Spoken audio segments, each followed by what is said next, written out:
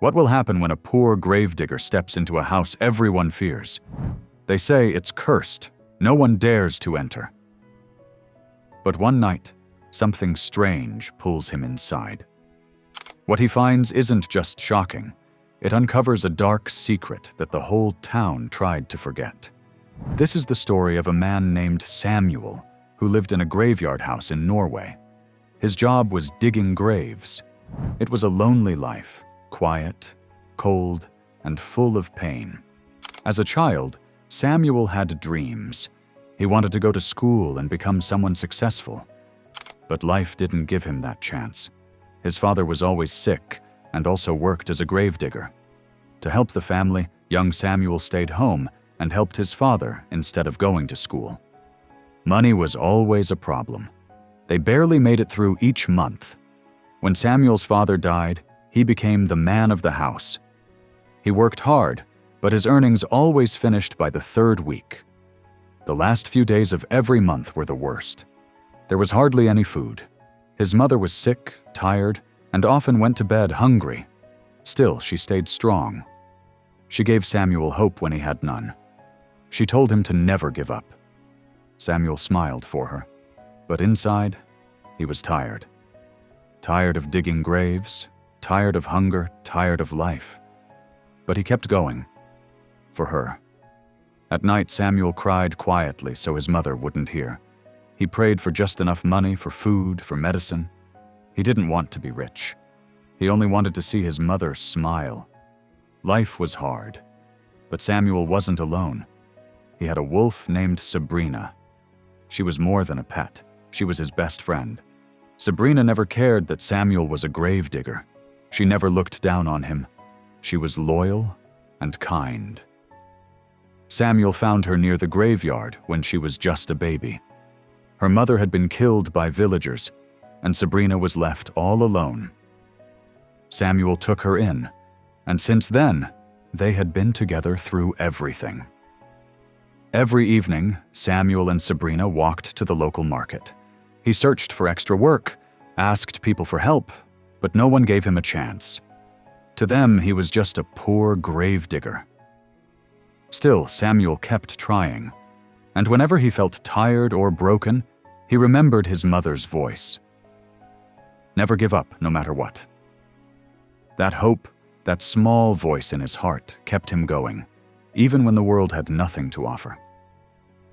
That's when something strange caught Samuel's eye. Near the market stood an old building.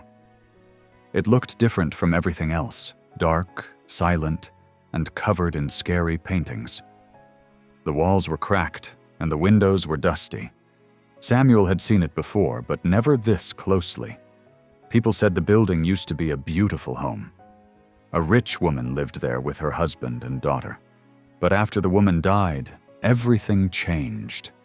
Rumors spread that her husband lost his mind and buried her inside the house. Some even said the daughter went mad too. Slowly, the house turned from beautiful to broken. The villagers called it cursed. Some said ghosts lived there. Others warned that anyone who entered would never come out. Samuel had always stayed away, but this time, something felt different. He wanted to see what was inside. He took a step forward. Just then, a man blocked his path. "You can't go in," the man said sharply. He looked at Samuel like he was just a poor beggar. Samuel felt hurt. He wasn't begging. He was curious. And now he noticed something even stranger. He had come to this market almost every day, but today people were walking into the building. A guard stood outside. That had never happened before. Suddenly, a loud hawk's screech came from inside the house. People started shouting. Some ran out in fear. The man who had stopped Samuel grabbed a weapon and ran inside. Without thinking, Samuel followed him into the house everyone else had feared for years. Inside, the building opened into a large, dusty hall. In the center of the room was a coffin. People stood around it, whispering, their faces pale with fear. Samuel looked around and finally understood. This was a funeral. That's why people had entered the old, abandoned house. But something felt wrong. The room wasn't filled with sadness. It was filled with fear. The family of the girl in the coffin wasn't there. Even the prayer leader was missing. People stood frozen or rushed to leave, their eyes filled with panic. Samuel didn't understand. He pushed through the crowd to get a closer look at the coffin. Just then, he heard a voice behind him.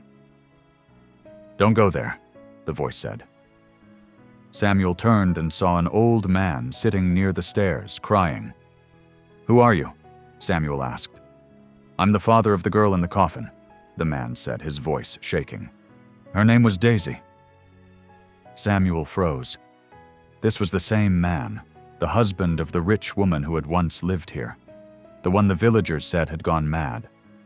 The man told Samuel that his wife had taken her own life years ago. Since then, the house had changed. He buried her in the basement, and from that day, strange things began happening. People said the house was cursed. "The smell of blood still comes from the basement," the man whispered. "Even animals avoid it. That's why no one will bury Daisy." He sobbed and said Daisy had also lost her mind and died the same way as her mother. Samuel felt something was off. Even Sabrina, his loyal wolf, was growling softly, pulling at his clothes toward the dark stairs. He looked at the man. "Where's the basement?" The man pointed. Samuel took a deep breath and stepped into the darkness. The basement was cold, dark, and smelled terrible. Samuel covered his nose. He felt lightheaded, like the air itself didn't want to be breathed. But he wasn't alone. His loyal wolf, Sabrina, was right behind him. He tried to keep moving, but just as he was about to fall, Sabrina grabbed his clothes with her teeth and pulled him back, towards the main hall. Samuel was confused. First, she had led him to the basement. Now she was pulling him away. Back in the hall, Sabrina ran straight to Daisy's coffin. She started sniffing the ground beside it. Samuel watched her closely.